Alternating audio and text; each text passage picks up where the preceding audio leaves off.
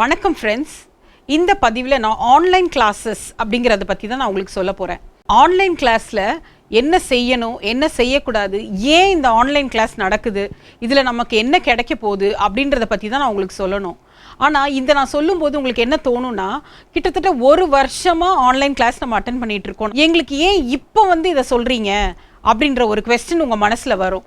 அதுக்கு தான் இப்போ நான் இந்த பதிவில் என்ன சொல்ல விரும்புகிறேன்னா, நான் ஏற்கனவே உங்களுக்கு என்னோட முந்தைய பதிவுகளில் நான் சொல்லியிருக்கேன், நான் ஒரு காலேஜ் ப்ரொஃபஸர் அப்படின்னு. என் கூட வேலை பார்க்குற சில ஸ்டாஃப்ஸ், ஏற்கனவே என் கூட வேலை பார்த்த சில ஸ்டாஃப்ஸ் என்கிட்ட பேசும்போது, உங்கள் முந்தைய பதிவுகள் எல்லாம் நான் பார்த்தேன், நீங்கள் ஆன்லைன் கிளாஸில் நம்ம பட்ட கஷ்டம், அதாவது டீச்சர்ஸ் பட்ட கஷ்டமும் ஸ்டூடெண்ட்ஸ் சைட்லேருந்து அவங்க பட்ட கஷ்டத்தையும் கொஞ்சம் விளக்கி சொன்னீங்கன்னா, அவங்க என்ன செய்யணும் செய்யக்கூடாதுங்கிறத சொன்னீங்கன்னா பிள்ளைங்களுக்கு அது யூஸ்ஃபுல்லாக இருக்கும் அப்படின்ற மாதிரி எனக்கு சொன்னாங்க. அதனால நான் உங்களுக்கு அந்த ஆன்லைன் கிளாஸஸை பற்றி உங்களுக்கு சொல்லலாம் அப்படின்னு நான் நினைக்கிறேன். முதலாவது, ஏன் ஆன்லைன் கிளாஸ் அப்படின்னு ஒன்று கொண்டு வந்தாங்க அப்படின்னா, குழந்தைகளுடைய, அதாவது பிள்ளைகளுடைய எதர் காலேஜாக இருக்கலாம் இல்லை ஸ்கூலாக இருக்கலாம், ஸ்டூடெண்ட்ஸுடைய பாதுகாப்புக்காக தான் மெயினாக ஆன்லைன் கிளாஸ் அப்படின்றத கொண்டு வந்தாங்க. இந்த பேண்டமிக் சுச்சுவேஷனில் நம்மளால் நம்ம பிள்ளைங்கள நேராக ஸ்கூலில் போய் உட்காந்தோ இல்லை காலேஜில் உட்காந்தோ படிக்க முடியாத ஒரு சூழ்நிலை வந்ததுனால ஆன்லைன் கிளாஸ் அப்படிங்கிற ஒரு கான்செப்டை நமக்கு கொடுத்தாங்க. இந்த ஆன்லைன் கிளாஸ் என்னன்னு பார்த்தீங்கன்னா, ஃபர்ஸ்ட் நான் டீச்சர்ஸோட கஷ்டத்தை நான் சொல்லிடுறேன். ஸ்டூடெண்ட்ஸை பார்த்து ஸ்டூடெண்ட்ஸ் கூட இன்ட்ராக்ட் பண்ணி அப்படி எடுத்துகிட்டு இருந்த காலம் எங்களுக்கு ரொம்பவே கம்ஃபர்டபுளாக இருந்தது. ஆனால் இந்த ஆன்லைன் கிளாஸ்னு வந்த பிறகு யாருமே இல்லாத ஒரு இடத்துல நாங்கள் வெறும் கம்ப்யூட்டரையோ இல்லை மொபைல் ஃபோனையோ பார்த்து பேசுகிற கொடுமை இருக்குது பாருங்கள், பாப்பா அவ்வளோ ஒரு கொடுமையாக இருக்குது.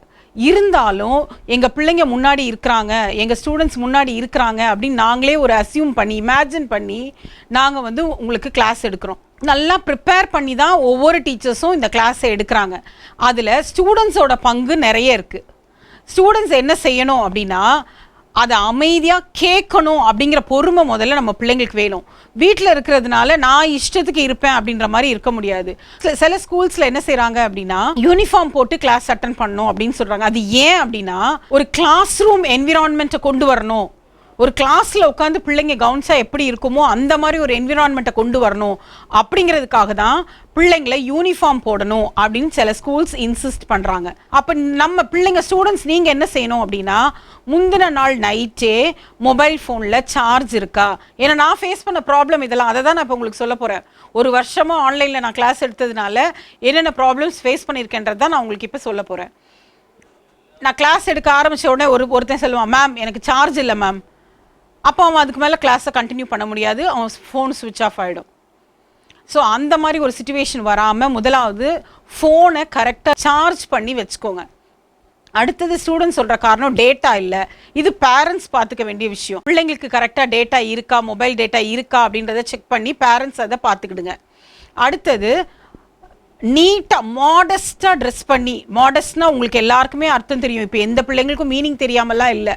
ஸோ மாடஸ்ட்டாக ட்ரெஸ் பண்ணி யூனிஃபார்ம் போட சொன்னாங்கன்னா யூனிஃபார்ம் போட்டு கிளாஸஸை கரெக்டாக அட்டன் பண்ணுங்கள். அதே மாதிரி இந்த இடத்துல பேரண்ட்ஸ்க்கும் ஒரு ரோல் இருக்குது. நம்ம பிள்ளை எப்படி ட்ரெஸ் பண்ணியிருக்கா, நம்ம பையன் எப்படி ட்ரெஸ் பண்ணியிருக்கான், இதெல்லாம் கொஞ்சம் பார்க்க வேண்டியது பேரண்ட்ஸோடைய கட்டாயமும் கூட.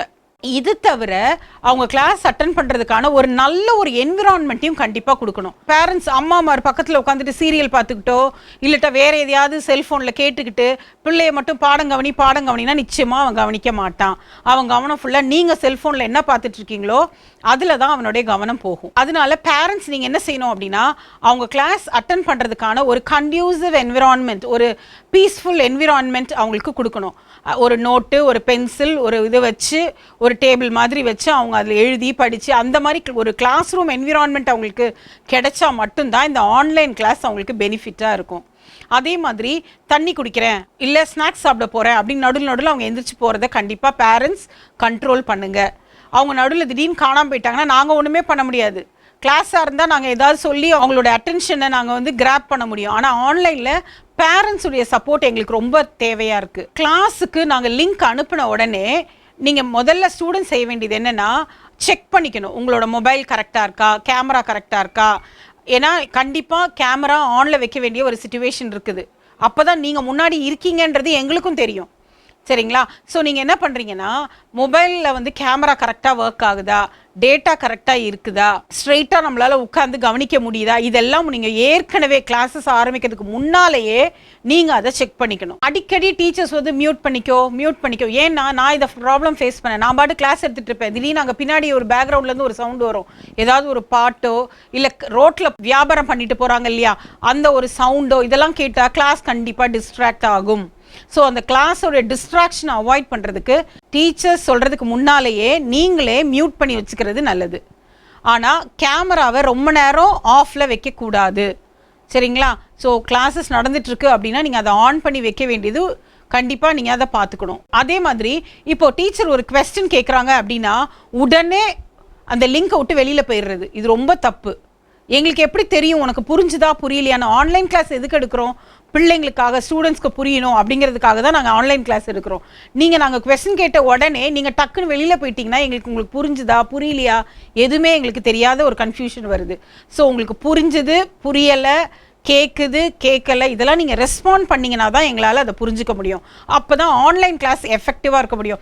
ஆன்லைன் கிளாஸ் வேஸ்ட்டு அப்படின்னு நம்மளே சொல்லிட்டு இருக்கிறதுல எந்த ஒரு யூஸும் கிடையாது. அதை எப்படி எஃபெக்டிவாக மாற்றணும் அப்படிங்கிறது 3 பேருடைய கடமை. முதலாவது டீச்சர்ஸ், 2வது ஸ்டூடெண்ட்ஸ், 3வது பேரண்ட்ஸ். உங்கள் 3 பேருமே சேர்ந்து கோஆர்டினேட் பண்ணால் மட்டும்தான் ஆன்லைன் கிளாஸஸை எஃபெக்டிவாக கொண்டு போக முடியும். இனி அடுத்து 3வது அலை அப்படின்னு சொல்கிறாங்க. ஸோ அதுவும் வரும்போது திரும்ப ஆன்லைன் கிளாஸஸ் தான் நமக்கு கண்டினியூ ஆகும்.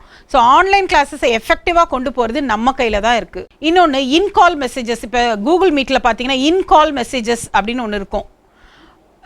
ஜூம் எல்லாத்துலேயுமே இந்த மெசேஜிங் ஆப்ஷன் இருக்குது. நீங்கள் அதை எஃபெக்டிவாக யூஸ் பண்ணணும். உங்களுக்கு வர டவுட்ஸை உடனே அந்த இன்கால் மெசேஜஸில், அதாவது மெசேஜ் அனுப்பக்கூடிய சேட் பாக்ஸ் அப்படின்னு சொல்கிறோம் இல்லையா, அதில் உங்களோட டவுட்ஸை நீங்கள் உடனே டைப் பண்ணி அனுப்பலாம். அதை எஃபெக்டிவாக பயன்படுத்திங்கன்னா நல்லது. நிறைய பேர் பார்த்தீங்கன்னா அது சும்மா வேண்டாத hi hello how are you இதெல்லாம் அதில் சேட் பண்ணணும்னு அவசியமே கிடையாது. இதெல்லாம் நீங்கள் ப்ரைவேட் சேட்டில் உங்கள் வாட்ஸ்அப்பில் உங்கள் பேரண்ட்ஸ் அலோ பண்ணால் நீங்கள் சேட் பண்ணிக்கலாம், அது உங்கள் சௌகரியம். ஆனால் அதை கொண்டு வந்து ஆன்லைன் கிளாஸில் தயவு செய்து போடாதீங்க. அந்த சேட் பாக்ஸில் நீங்கள் போடுற இன்ஃபர்மேஷன் எல்லாருக்கும் பிரயோஜனமான இன்ஃபர்மேஷனாக இருக்கணும். ஒன்று உங்களுக்கு வர டவுட்ஸை நீங்கள் கிளாரிஃபை பண்ணிக்கலாம், இல்லை நீங்கள் நோட்ஸ் எடுக்கிற அந்த மாதிரி சுச்சுவேஷனில் அதை யூஸ் பண்ணிக்கலாம். அதே மாதிரி அன்வான்ட் லிங்க்ஸ், அன்வான்ட் மீம்ஸ் இதெல்லாத்தையும் அந்த இன்கால் மெசேஜஸில் போட்டு கிளாஸை டைவர்ட் பண்ணிடாதீங்க தயவுசெய்து. நீங்கள் டைவர்ட் பண்ணிங்கன்னா நீங்களும் லூஸ் பண்ணுறீங்க, கஷ்டப்பட்டு ப்ரிப்பேர் பண்ண ஸ்டாஃபும் கஷ்டப்படுவாங்க. அதே மாதிரி இப்போ ஹோம்ஒர்க் ஏன் பண்ணல அப்படின்னு கேட்டால், மேம் எனக்கு பவர் கட் ஆகிடுச்சு மேம். டெக்னிக்கல் இஷ்யூஸை தயவுசெய்து நீங்கள் கொண்டே வராதிங்க. அதை எப்படி ரெக்டிஃபை பண்ணுன்றது எல்லா பிள்ளைங்களுக்கும் இப்போ தெரியும். ஏமா நீ கிளாஸ் வரல மேம், எனக்கு மொபைல் இல்லை மேம் எனக்கு நெட் இல்லை மேம், சார்ஜ் இல்லை மேம், இப்படிப்பட்ட ரீசன்ஸை தயவுசெய்து அவாய்ட் பண்ணிவிடுங்க. இதனால லூஸ் பண்ண போகிறது நீங்களும் தான். ஆன்லைன் கிளாஸ் தானே மேம், எதையாவது சொல்லிட்டு போட்டோம் நம்ம வாட்டுக்கு அமைதியாக இருப்போம் அப்படின்னு இல்லாமல் எல்லா ஸ்டூடெண்ட்ஸும் நீங்கள் பார்ட்டிசிபேட் பண்ணிங்கன்னா கண்டிப்பாக அதோட பெனிஃபிட்ஸை நீங்கள் கண்டிப்பாக எடுப்பீங்க. இன்னொரு லெத்தாஜிக் ஆட்டிடியூட் என்ன தெரியுமா, எக்ஸாம் நாங்கள் என்ன ஆன்லைனில் தானே எழுத போகிறோம், எங்களை என்ன மேம் என்ன எழுதுகிறோன்னு பார்க்கவா போகிறாங்க அப்படின்னு தயவு செய்து நினைக்காதீங்க. ஆன்லைன் கிளாஸ் அட்டன் பண்ணும்போது எக்ஸாம்ஸ் என்ன நாங்கள் பார்த்து தானே எழுத போகிறோம், ஃப்ரெண்ட்ஸ் எல்லாம் எங்களுக்கு ஆன்சர்ஸ் அனுப்ப போகிறாங்க, இதுக்கு நாங்கள் ஏன் கிளாஸ் கவனிக்கணும் அப்படின்னு நீங்கள் நினைக்கலாம். ஆனால் இப்போது நீங்கள் கிளாஸை ரெகுலராக அட்டன் பண்ணிங்கன்னா நாளைக்கு நீங்கள் வேலைக்கு போகும்போது அந்த காலேஜ் ஸ்டூடெண்ட்ஸாக இருக்கட்டும், ஸ்கூல் ஸ்டூடெண்ட்ஸாக இருக்கட்டும், நாலேஜ் கெயின் பண்ணுறது மற்றவங்க சொல்லிக் கொடுக்குறதுலேருந்து தான் கண்டிப்பாக நம்ம கெயின் பண்ணுவோம். நீங்கள் நினைக்கலாம் என்கிட்ட கூகுள் இருக்குது, நான் எதை வேணால் தெரிஞ்சுப்பேன், கூகுளில் எதை வேணாலும் நான் பார்த்து படிச்சுப்பேன்னா, அப்படிலாம் கிடையாது. உங்களுக்கு என்ன வேணும், உங்களோட ஏஜுக்கு, உங்களோட படிப்பு, உங்கள் சிலபஸ் இதெல்லாமே உங்கள் டீச்சர் கையில் இருக்குது. அப்படி இருக்கும்போது சிலபஸில் என்ன இருக்குன்றது உங்கள் டீச்சருக்கு தெரியும். என்ன சொல்லி கொடுத்தா உனக்கு அது ஃப்யூச்சரில் பெனிஃபிட்டாக இருக்குன்றதும் கண்டிப்பாக உன் டீச்சர்ஸ்க்கு தெரியும். அந்த டீச்சர் என்ன சொல்லி கொடுக்குறாங்கன்றதை கண்டிப்பாக கவனிச்சிங்கன்னா எக்ஸாம் பாயிண்ட் ஆஃப் வியூ மட்டும் நாங்கள் பேச மாட்டோம். நிச்சயமாக எந்த டீச்சருமே வெறும் எக்ஸாம் பாயிண்ட் ஆஃப் வியூ மட்டும் பேச மாட்டாங்க. நாளைக்கு நீங்கள் ஒரு ஜாப் போகிறீங்க, அங்கே உங்களுக்கு என்ன தெரிஞ்சிருக்கணும், ப்ராக்டிக்கல் லைவ் எக்ஸாம்பிள்ஸ் இந்த மாதிரிலாம் நாங்கள் கொடுத்து எக்ஸ்பிளைன் பண்ணும்போது ஆன்லைன் கிளாஸ் கண்டிப்பாக உங்கள் எல்லாருக்கும் இப்போ மட்டும் இல்லை ஃப்யூச்சருக்கும் அது பிரயோஜனமாக இருக்கும். ஸோ ஆன்லைன் கிளாஸஸை எவ்வளோ எஃபிஷியண்ட்டாக யூஸ் பண்ணுறீங்களோ அந்த அளவுக்கு நீங்கள் பெனிஃபிட் ஆவீங்க. எங்களுக்கும் எடுத்துட்டோம் ஓகே நம்ம ஏதோ நாலேஜை ஷேர் பண்ணியிருக்கோம் அப்படின்ற ஒரு சின்ன சாட்டிஸ்ஃபேக்ஷன் கிடைக்கும். நாளைக்கு கண்டிப்பாக உங்கள் ஃப்யூச்சர் பிரைட்டாக இருக்கும். All the best. கிளாஸஸை ரெகுலராக அட்டென்ட் பண்ணுங்கள். Don't miss your classes. All the best. அடுத்த பதிவில் உங்களை சந்திக்கும் வரை நன்றி.